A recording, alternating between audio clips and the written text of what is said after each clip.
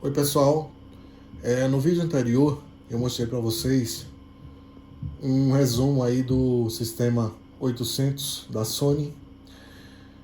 Eu fiz a gravação lá com um teste, colocando o áudio direto da interface no próprio iPhone, para vocês perceberem a sonoridade do microfone, né? Porém, eu achei interessante fazer esse teste agora com o áudio ambiente do próprio iPhone, para vocês perceberem a qualidade desse microfone, qualidade sonora real do microfone aí no ambiente, né?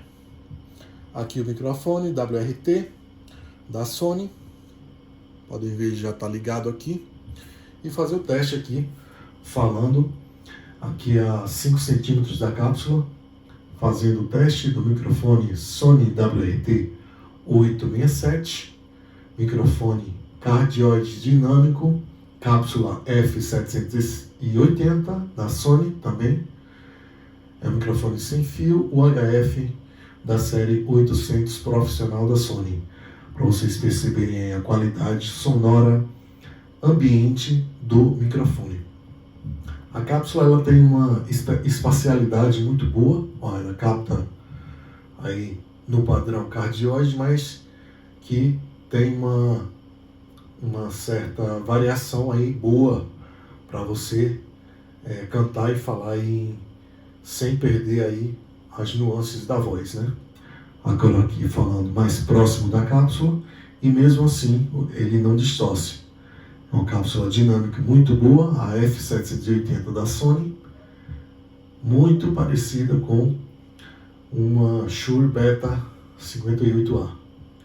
1, 2, 3, teste 2, som, PBT, teste, microfone Sony WRT da série 800 profissional. E é isso, pessoal, uma pequena demonstração aqui para vocês perceberem a qualidade do microfone. Um microfone muito bom, com qualidade sonora excelente. Um microfone aí com 32 anos desde que foi lançado, mas que ainda funciona perfeitamente. 1, 2, 3, teste 2, ok. E é isso aí.